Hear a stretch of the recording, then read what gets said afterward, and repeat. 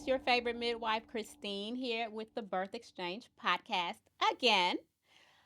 Whew, I'm so glad to have this episode because I am with my dear friend, Dr. Hedwig St. Louis, who is a board certified physician here in Atlanta, Georgia, serving the women in Atlanta. And I wanted to bring you on, Dr. DiDi. Can I call you Dr. DiDi? Please do. Dr. DiDi, I'm so glad you're with us today because I feel like we can have a very healthy conversation Hmm. about the issues and topics going on in the birth community, Absolutely. between Absolutely. midwife, between doctor, and just on a professional level, just bringing some, I don't know, alliance, Yes. right? Yes. Yes. Yes. That's the Yes. word. Absolutely. When we talk about the different issues that we're dealing with. Hmm. hmm And we both have our own experiences Absolutely. in caring for women. And I just wanted to be able to share with people on this platform. Absolutely. So, can you please just introduce yourself and tell us who you are and where you are? Who am I? Where am I? So I'm a OBGYN in Atlanta. My name is Hedwig St. Louis, but I go by DiDi St. Louis. My patients call me Dr. DiDi. Mm. My daughter, when she was 3, had this little thing where she's like, call Dr. DiDi if you want to have a play date with me. So they kind of just stuck. Beautiful. I've been at OBGYN, for 20 years now. Mm. And I've been in Atlanta for 17 years. Yeah, 17 years this year. And I've done a little bit of everything. I was in private practice, absolutely love private practice, but it wasn't my calling. Okay. So I enjoyed my patients. Some of my patients became my friends, but Mm-hmm. it just wasn't my calling to be in the private office. And so I went to Morehouse where I've been teaching at Morehouse since 2010, roughly. Mm-hmm. I've also worked with Planned Parenthood, did a lot of legislative stuff, really learn about what's going on in the Southeast outside of just obstetrics. Sure. In one of your episodes, you were talking about women's health care just as a whole, not just focusing on obstetrics. And so, Sure. working at Planned Parenthood gave me a chance to really hear what women outside of metropolitan cities, what they're going through, and some of the prejudices or racism, violence, whatever word you want to Mm-hmm. put on that, but the way that they're being treated outside of the metropolitan Mm-hmm. areas of the South. And then I left Planned Parenthood and I became an OB hospitalist. And I Mm. think I finally found my calling. Mm. So OB hospital is essentially what we are, our obstetrician that strictly care for women in the hospital. We do not have offices. We don't provide office services. Mm-hmm. We are sort of the backup physician so Sure. that women who come to labor in the hospital, if their provider is not able to make it or if their provider is busy with another emergency, we're there to make sure that these women are safe, that Mm-hmm. they're laboring in a safe environment. At least that is the purpose of being a hospitalist, to provide a safety net for women who are coming to the hospital. And so I've been doing it since 2019. I was at AMC before AMC closed and really, really enjoyed working in that community, really Mm-hmm. learned a lot about the things that we don't talk about in the OB community, not just focusing on some of the experiences that women do discuss, but really talking about homelessness in Mm. obstetrics, Mm-hmm. talking about patients who are illegally here Mm-hmm. and who are pregnant. I think we often talk about a lot of the populations that we're more familiar with, but we don't talk about those women who are really on the fringe, who are either homeless, have mental health issues, are illegally here, may Mm. not speak English properly. And so it gave me a chance to really work with that patient population. And I learned a lot. There's a lot that we're Mm. missing. So Even those of us much. who are actively out there, we're missing so much. Mm-hmm. So, I love that you said being an OB hospitalist is your calling. I don't think I've ever heard a physician say that. You know why? Because you're on the front lines of hmm whatever walks into the hospital. yep. And so you are the physician responsible on call to take care of anything that comes to you hmm and at you. So that's a very, I'm sure, very stressful role to be in. But what I hear you saying is that you get to kind of uh, touch people's lives in different ways. It Like, does. And I think what I've learned being a hospitalist is to really walk in a room with no preconceived notions, mm, right? I think when we're in private practice, you have that little model of, yes, who you're going to work with, definitely. who your patients are. Mm-hmm. Um, when you're in the reproductive justice activism, Sure. you and I cross path all the time. Like there's Mm-hmm. that little population that we're addressing Yes. and that we're Yes. helping to vocalize what their needs are. And then there's that population that nobody really talks about, right? The Mm. patient who has mental health issues and doesn't want to be pregnant, who, you know, nobody wants to make the decisions for her, but they don't want to allow her to make decisions for herself. Mm. Or that pregnant person who comes in and says, I don't want to take my medication because I'm concerned about what it's going to do to my baby. And how do we Mm-hmm. how do we empower that person in their mental health and also empower them in their obstetric health? Without judgment. Exactly. So you're kind of a unicorn. Sort of, kind of, yeah.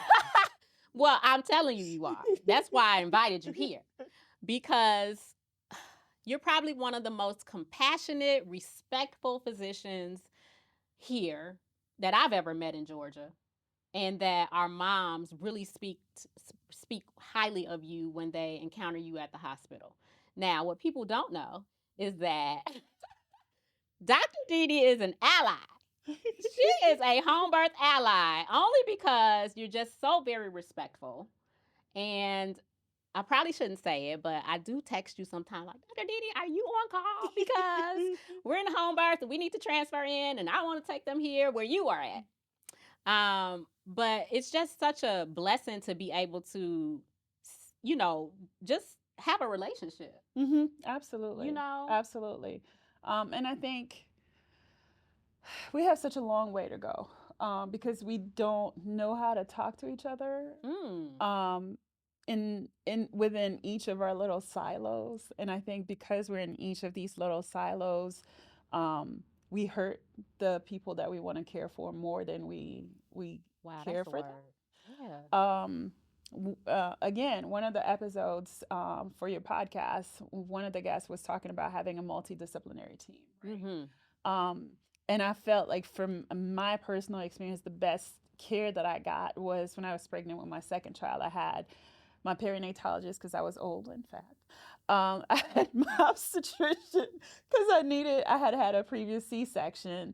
And then I had a midwife because Mm-hmm. I needed someone who would give me the space to be hormonal Sure. and help me navigate these parts of becoming a mom a second time and all these other things that are going on. So I had all these different people, but I knew they each played a role, and that allowed me to just focus on just being pregnant, which was nice, not to have to worry about, if I go to my OB and I say I'm feeling this way, am I going to have the space to discuss this, or all those different questions that come up when you're pregnant. So, and I feel like that's ideal to for me, every woman to have a professional who is specifically for a certain aspect of care. Absolutely. Especially during pregnancy. Absolutely. And I feel like that is just not existing. That is It's almost hard non-existent. And how can I say this? Like, it's definitely non-existent in the home birth space.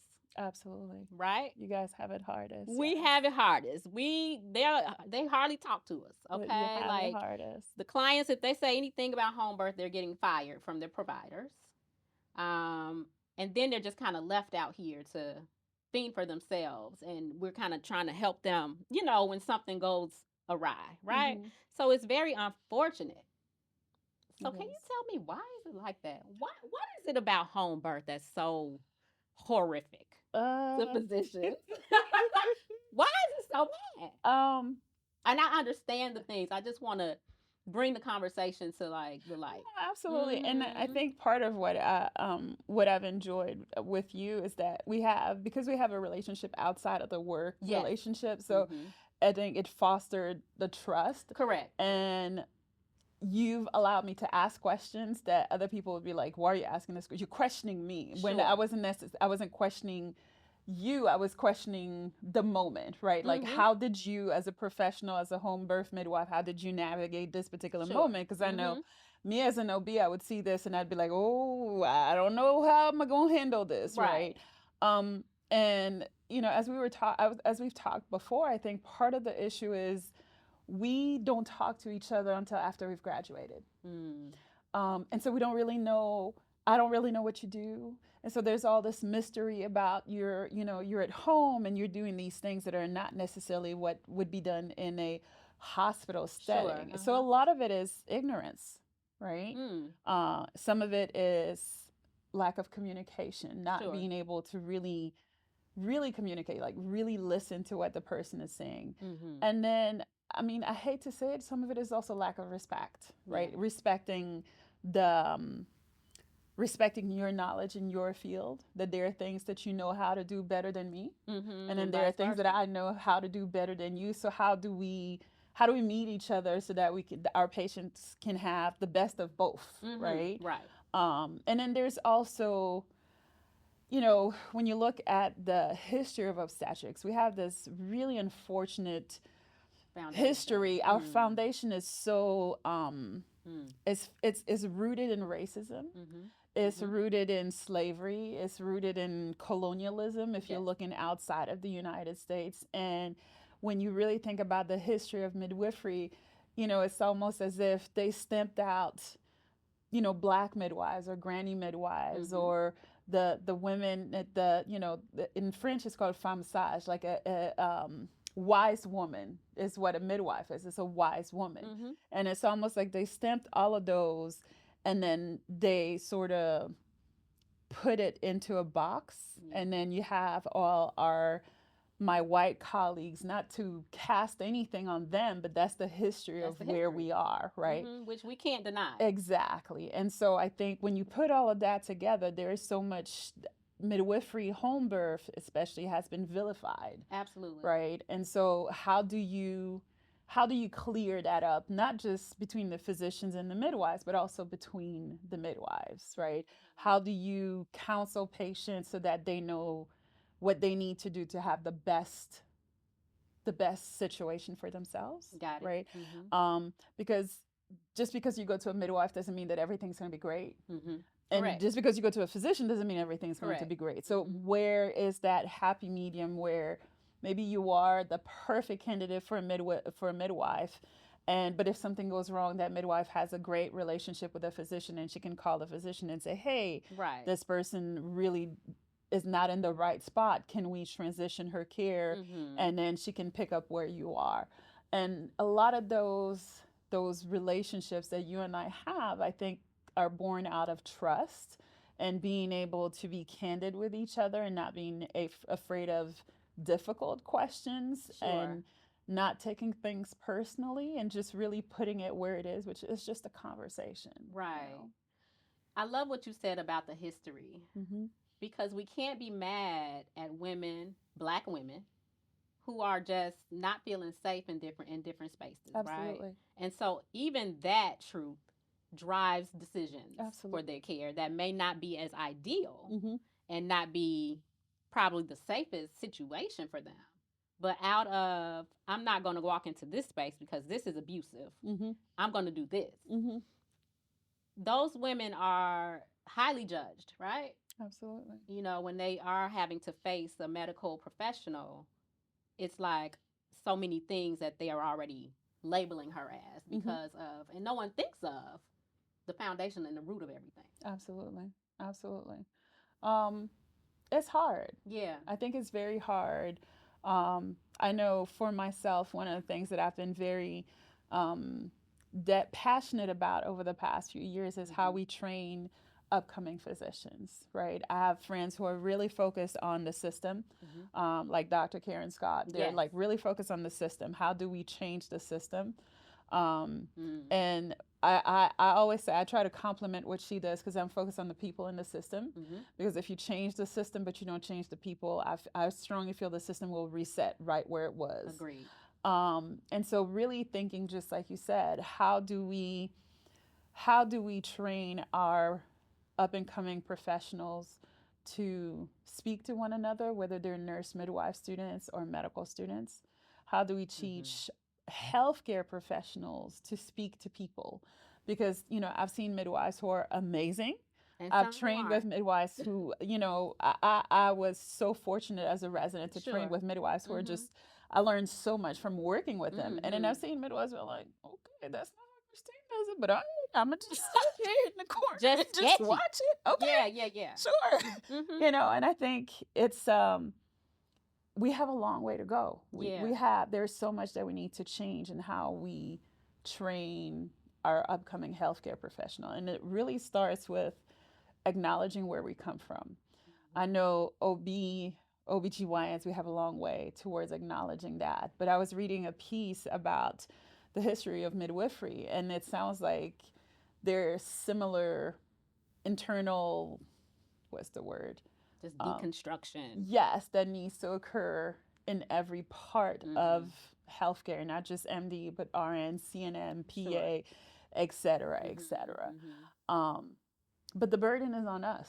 Mm. I really feel that the burden's on us on how to change things and how to learn to work together and stop um, the distrust, mistrust that Mm-hmm. exists between physicians and midwives, whether they're birth center midwives or home birth midwives. Yeah. I think hospital-based midwife we work well with, Right. um, Well, but the when it system works the well. system works well with them. But when it comes to birth center midwives or home birth midwives, that's when things get a little bit Yeah, and I think it's harder. such a disservice that there is not this system that helps accommodate professionals in all spaces for the greater goal of, healthy outcomes for moms while respecting their birth options, right? Mm-hmm, Like mm-hmm. that's the whole thing that's missing. It's missing, and it's like it doesn't help anybody, No, it but it just doesn't. continues to foster this tone of, like you said, distrust and judgment, and it's just an uncomfortable space to be in It is. It's for very everybody. uncomfortable for everyone, right? And um, one of the things that I've been watching with my residents, so there's been a new relationship that was established between the Atlanta Birth Center and Morehouse Okay. after the closure of Of AMC. AMC. Mm-hmm.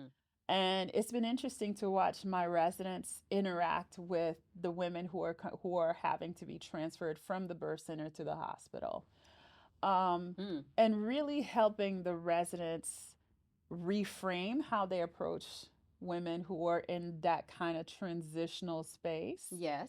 and trying to see both sides of the equation, right? There's the side of the equation where I've said to my resident, well, think about it this way. She had never planned on being here. She had planned on being at a birth center. The birth center rooms are so different. It's more conducive to having a child, right? Mm-hmm. Our rooms are not set up to having a child. They're set up to medicalize having a child, which is what we do. That's That's the that's who I hospital am, and set. I'm fine with it. That's who Right. I am. That's part of my skill set, right? Sure.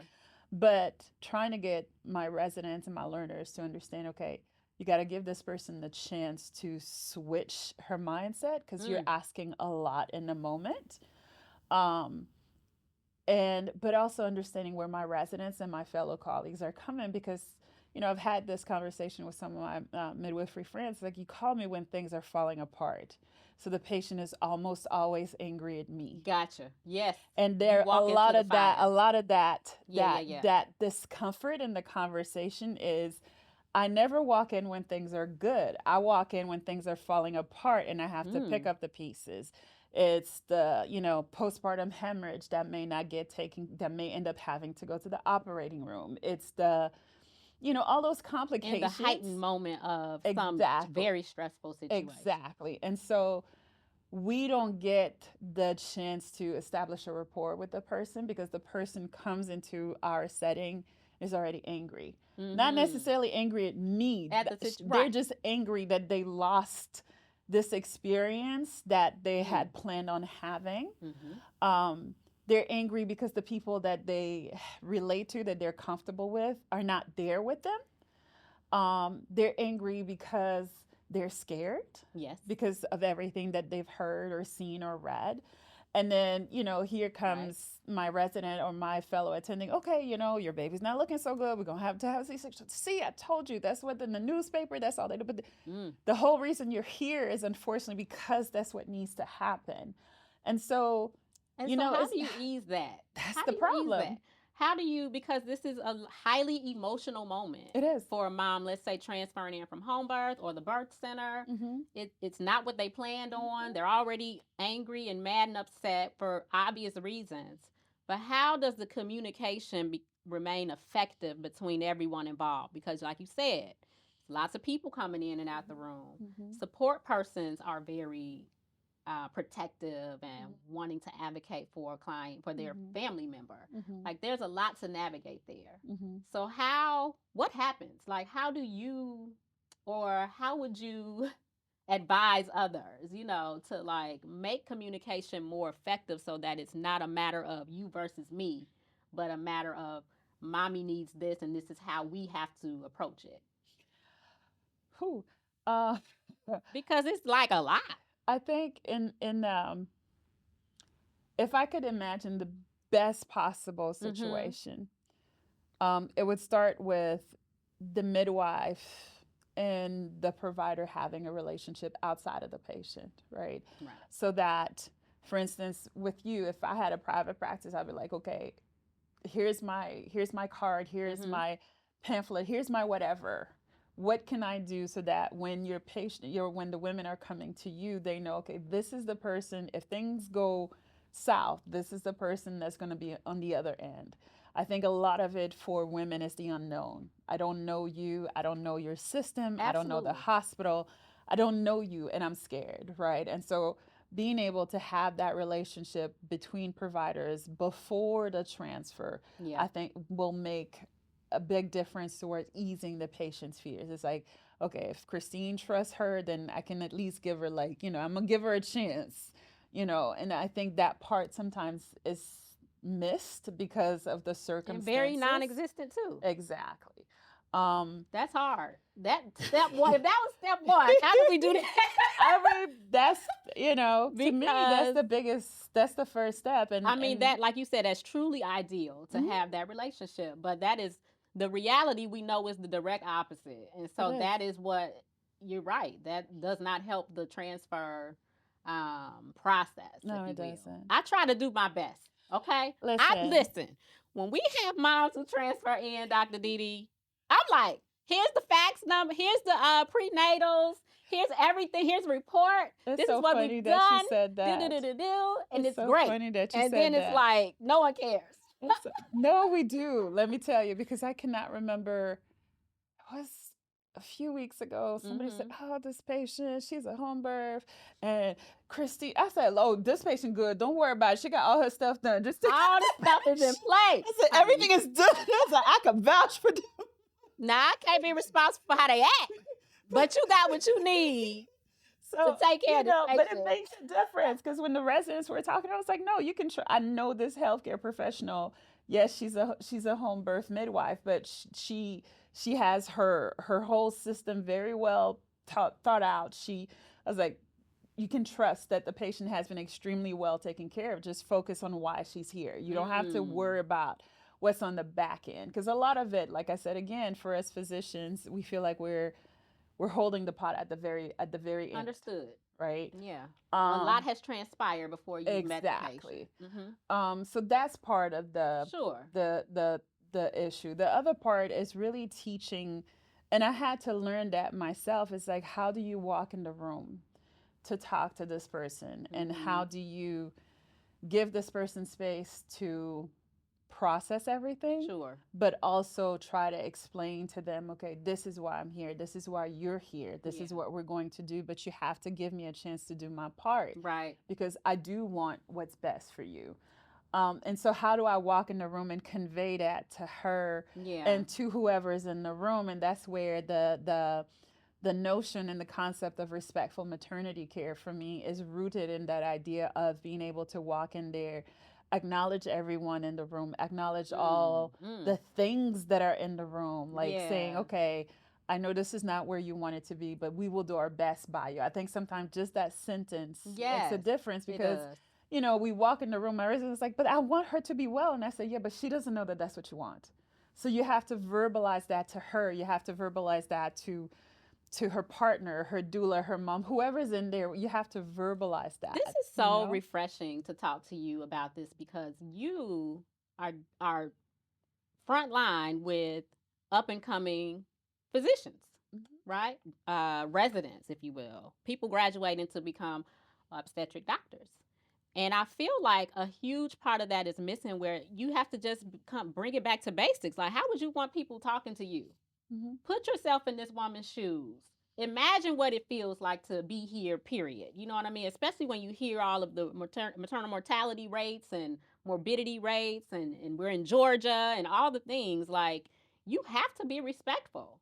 And I feel like it will create a much more positive tone. Absolutely. We may not be able to change how she feels about being there, mommy, right? But at least she can say, well, everyone addressed me accurate, respectfully, addressed my spouse, respected my supportive team that I have with me. You know what I mean? Absolutely. And I just feel like that's so easy to do, but it's not always done. I mean, you know how they say common sense is not common?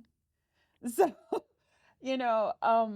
I think one of the things that I had to do when I started looking to how do you teach respectful maternity care, like it's not compassion, because I would say that most people who go into healthcare, not all, but most of us are compassionate. Yes. It takes some level of compassion to stay up for 24 hours laboring with You're right. I don't think I'm that compassionate. I don't think I'm. You are at 2 a.m. You still there? Oh. So it takes time to it's trying to explain to people it's not about bias. Sure. It's not about compassion. It's about respect. People say, well, I did respect. I said, but when you walked in the room, did you say hi to the spouse? I know you said hi to the patient, but did you say hi to the spouse? Did you acknowledge this person was there? When you walked in the room, before you turned the lights on, did you say, hey, is it okay for me to turn the light on? Is it okay for me to pull the sheet? They're like, but I have to check her. I get it. But did you explain to her? And it's like changing how we're trained, because we've been doing the same thing for so long. So you're kind of changing some of that aspect of but care. Also just bringing more humanity into the space. We are humans. We are, but remember where we come from. Right? How that's deep. Remember where we come from. Like, I was rounding with the residents one time, and they said something to the effect of the patient had to be in the bed. I said, why she got to be in the bed? And they're like, what do you mean? I said, well, why does she have to be in the bed? Why is it that the first thing we do when the patient comes in, we have them undressed, we take their underwear off, we put them in the bed, and we strap them? It's like, to listen to the baby. I said, but you don't have to do all that to listen to the baby. I was like, think about where all of this comes from. How did they labor slaves? And if you go back and you take the time to sit in the fact that, we come from a really dark background, but this is our chance to change it, right? We can change the course of how we practice obstetrics. Like, we're really good at what we do. I would say all my residents will make amazing, phenomenal OBs. But it's taking the time to teach them those other skills that are not necessarily soft skills, but that will allow them to be able to walk in a room and establish a relationship with a patient. And that's what I like about being a hospitalist, because they don't know me, I don't know them, I may never see them again, but in that moment, I have to earn their trust so I can be there for them. And that means I have to walk in there and not bring whatever it is that I'm carrying with me in that room. I have to make grace for the patient, even if she hasn't been to prenatal care. That used to irk me.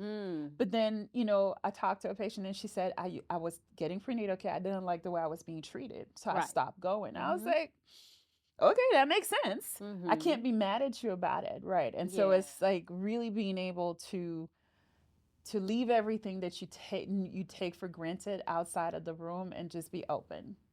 And it takes time to teach those skills. So interesting. I just need you on call every single day. No. Can we just I got clone my babies. You? Can we just I got my clone babies. you so bad? Dr. DiDi is who we need. Okay, So let's just shift the conversation, Mm-hmm. piggybacking off of the fears, right? So Black women are afraid. Yes. Black women who call me for home birth services, even when they're not candidates. I'm afraid to go in there. I don't want to go in there. I'm going to die. You know, everyone's heard this. It's been pounded in our heads, right? Mm-hmm. What is your advice to women who are really, really afraid Mm-hmm. to enter the hospital space?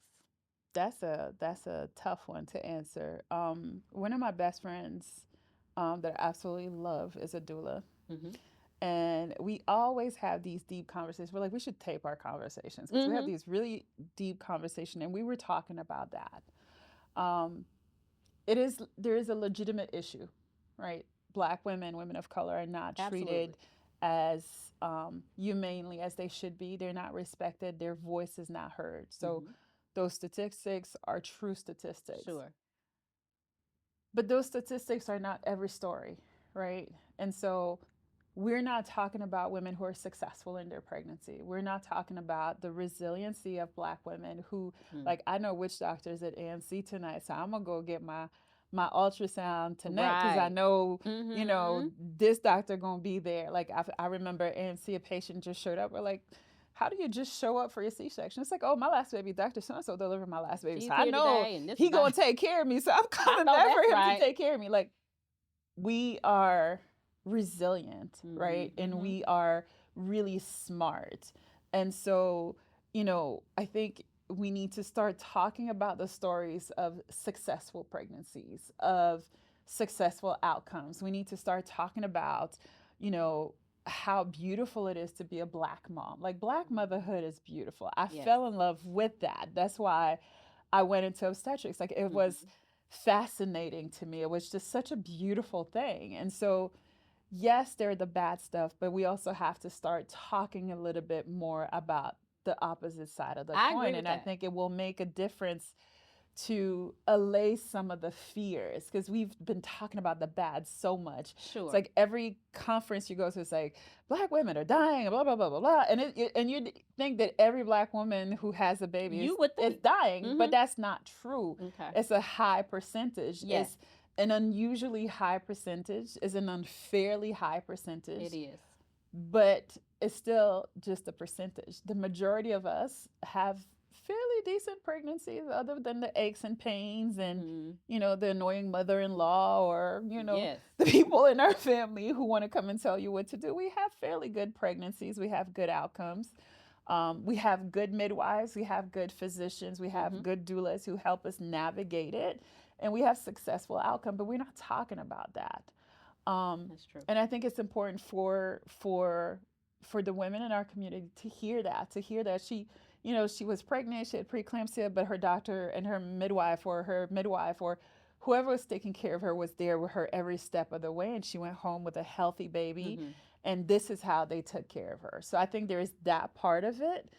And then the other part is ask questions. Mm. You know, just like, again, one of your guests said, interview your physician. Like, we interview I'm not going to go to any hairdresser. I'm going to be like, okay, so, did you go to her and did you like her? And then Right. I'm going to find out who's been to that person and how Correct. many people have been to that hairdresser before I book an appointment. Why don't we do the Mm. same thing with our providers? Ask questions, Mm-hmm. you know? And so what if people are in their feelings about it, right? That's their problem. That's their That's not your problem. problem. When I Mm-hmm. was in private practice, I always told patients, go get a second opinion. They're like, no, I agree. No, go get a second opinion because how I see it may not be how they see it. It will Mm-hmm. not hurt my feelings if you go to that person. I want you to go where you feel safe, that what you need is going to be delivered to you the way it needs to be delivered to you. And if I'm not that person, it's okay. I'm not that person. But we have to start asking questions. We have to start interviewing our providers. I told a friend of mine that the other day. She was dealing with some infertility issues, and now Mm-hmm. she's pregnant. And Mm. I said, well, who's your doctor? She said, well, I just picked a GYN for infertility. I said, well, do you like your GYN? Well, no, but I'm already there. I said, so what? You don't Because have to every stay there. every If time, you're not happy, then yeah. every time your physician says to do something, even if it's the right thing, you're going to question it because you are not comfortable. it doesn't mean that that provider is a bad provider. It just means that that provider is not the right provider for you. Especially if they don't like you questioning, right? Exactly. Because there's a lot of that, Absolutely. You right? should You always ask be a suspicious. question and you just for true knowledge because you don't know something Hmm. and they are in their feelings. Oh, well, go and get somebody else because this is how we do it. And if that's the case, that's fine. You know, that's your ticket, your reason to leave. But there is a lot of discomfort around people asking questions about their own health care, which is crazy. It, again, it's rooted in history. Wow. We never asked It just questions before. comes right back to that. It does. We That's never just the bottom asked line. That's questions. the bottom line. And some of it in the Southeast, I remember when I first, because I did my training in New York. So I did my Okay. residency in New York, and then I came down south. And I remember thinking, my patients in New York, if I said you need a hysterectomy, they'd be like, okay, how are you going to do it? How many have you done? Et cetera, et cetera. Okay. And then they At would you. come for me. And I had to be able to answer the questions Yeah. versus I came down south and I'd be like, oh, you need a hysterectomy? Okay, so when do I have one? And I'm like, don't you have any questions? Don't Got you it. want to know about alternatives? So if you really think about our history here in the South, we're not used to questioning. Think about it. We're not used to questioning, right? Mm. So when we were having babies, we're not used to questioning. When they said you're not feeling pain, we're like, okay, well, I guess I must not be feeling pain. Even if I'm dying, I must not be feeling anything because you're telling me that I'm not feeling anything. We're not used to questioning down here. And we have to start questioning. We have to start asking questions. And then the flip side of it is, as providers, we have to start learning to listen to the question that is not an attack, it's a genuine, I'm scared. Can you please answer this for me? Right. Right. Right. Um, Receiving it. exactly. But full transparency, it's been a journey for me to get to a point where when patients ask questions, I'm like, oh, okay, sure. What do you want to know? Or sometimes I'll be in there and I'll say to the patient, okay, this is what's going to happen, but if there's an emergency, I may not have a chance to answer your question. Got it. So please ask me the questions now, because if something goes wrong, I will try to And tell this you is a what we have to relationship do. being built. Exactly. Right. But I may not have the chance to sit and explain it all to you That's because true. I have to put your baby's health Yeah. ahead of And I do the all same of in that, home birth. You right? know, they're like, how do you handle complications? And I'm like, well, I can run down the list of things I've experienced in the home setting, but when it's happening, Hmm. there may not be a lot of time to have a conversation about what needs to happen ASAP, you Absolutely. know? So that goes back Absolutely. to just communicating, Absolutely. and you can foster a relationship by asking questions and engaging the provider. Absolutely. If the provider's not receptive to the conversation, That's then not your that needs to provider. be that's not your provider. But That's if not it your is, provider. then they know, I mean, okay, we're having conversations around this woman's care. Hmm. She wants to know things. She has questions. She wants to make sure she's making the right decision. And I feel like, why can't we just Because it's hard. In the moment, it's hard. If you think about how busy you are in yeah. in the hospital setting, because that's the other thing too, Yeah. is that we take care of the patients who are generally the unhealthiest. Mhm. Mhm. And so when you think about the acuity of the service that we provide, Yes. it's like I just want to be able to go in there and say, okay, this is what needs to happen. Right. And so when you're asking me to stop and explain, it's like I Sure. have to slow down everything when I'm thinking about you, and then I'm thinking about the woman down the Right. hall, Right. and Right. then I'm thinking about the patient down the hall whose baby doesn't look good, and I'm gonna have to go do a Mhm. C-section, but you're asking me to stop and explain to you why you have to be on Pitocin. You know what I mean? And I so do. it's like, again, it goes back to us retraining ourselves as providers to really step back and think, okay, how, if I was in the bad, how would I want somebody to walk in here and talk to me? And then the system isn't conducive to that type of care. It's not. It's not set up for time to talk, like extensive extra time because you True. are managing more We do. than We one do. mom. But I think there is value in modifying the system. Mm-hmm. If you can't change it all the way, there is value in Finding a creating way. the time. Like Mm-hmm. one of my best residents, she'll be like, okay, listen, I got to go talk to somebody. I'm going to be back. When I come back, I'm going Right. to sit with you. And Mm-hmm. she will go do what she needs to do. And then she'll come back and she'll sit with the patient. She'll have a whole conversation with the patient. And I think part of what makes her so successful when she interacts with patients is that she follows through. She's like, I heard you. I just can't do this right now, but I'm gonna come back and we're gonna do this. And on the flip side, on the client side, in that same situation, hey, can I get 10 minutes to think about that? Or can you come circle back around because I do have some questions? Like, both parties can make a way. Absolutely. Because you have to. Absolutely. You have to. So. You need to come back. Are you going to come back and talk to me? I don't know. Are you going to chat me? This is great. This is a great interview. You and I always do good. We do. We always do good. All we need is a little food, and then that's it. And some wine, and we're good. We're wine and cheese girls. Okay, Dr. DiDi, can you tell the people, how can they find you? They can't. Why? Because I'm a hospitalist. We want where? Can we say where? No. We can't say. I'll just text her and say where you at, and that's where we're coming. Thank you for coming. Thank you for having me. This was fun. I always learn a lot when you and I talk. It's same. I learned a lot from you. This was great. Like, it was.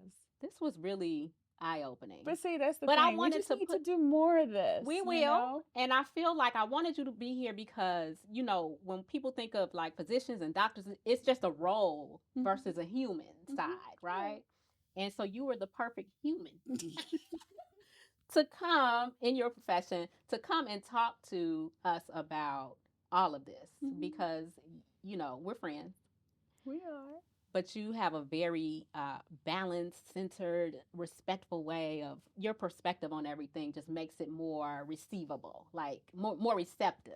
You know what I'm saying? The information that you share. But I think, you know, it makes it more receptive because we don't get this opportunity to really talk to like a doctor. It's like you know, it's like you had your journey because you weren't always a home birth midwife. No, right. And it's been the same for me. It's like, growing and understanding and really thinking about, like, I fell in love with OB, but now it's like, how do I make it a more humane thing? Like, how do I become more humanistic in how I take care of people or how I bring the things to the table and how we take care of each other, right? Like coming away from, I'm going to take care of you to, we're going to take care of you. So what do I need to hear from you? And then can you hear me? And then we can do this together. And I think midwives do that so much better than physicians do. And we have to learn this, you know, so.